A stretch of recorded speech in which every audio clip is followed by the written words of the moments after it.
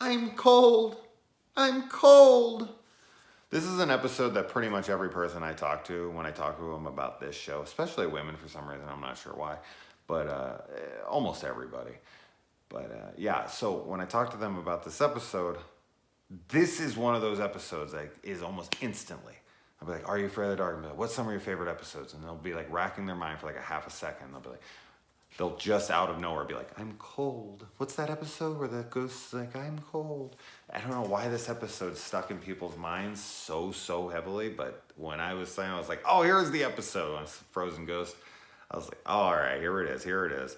I was waiting for it. I knew it was coming up somewhere in this season. And we get Melissa Joan Hart herself here in another Nickelodeon show. She makes a little cameo, not a cameo, she's the lead of this episode, but she obviously had a very hit show on Nickelodeon at the time, which I watched the hell out of. Clarissa Explains It All with Ferguson. My camera's moving all around.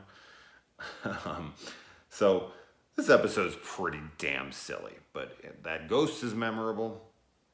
She is like a babysitter that travels around with her baby, the kid that she's babysitting, who doesn't seem to be much younger than her, maybe like a year or two at best.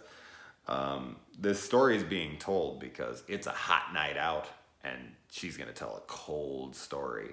There's so many like flips of that in these shows, in these episodes, where it's like, the kids are going to a movie that night and they're like, whatever, let's just get this over with. That happens in a couple episodes from now.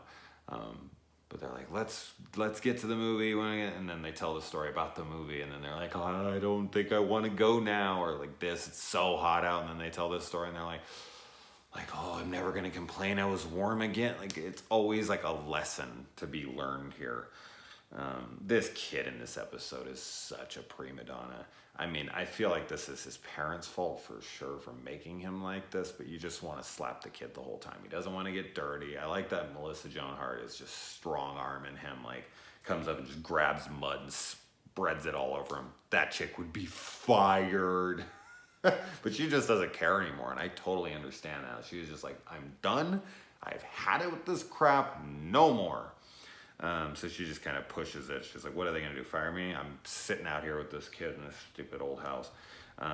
And the kid, the ghost kid, he died because a criminal had broken into the house, and he went around looking for cookies and saw the criminal was in there hiding the gold fortune up in the chimney, and while he was out there, he froze to death because he didn't have anything to keep him warm. So they have to find his little thing there to keep him warm, and gives it back to him, which then makes him drop this key, which then he goes, they flip up the furnace, which opens up the chute, and the gold pours out. It's a gold rush. But man, what a sad story about this kid. I don't know. Outside of like the I'm cold part, this is a pretty silly episode. So anyway, let's move on.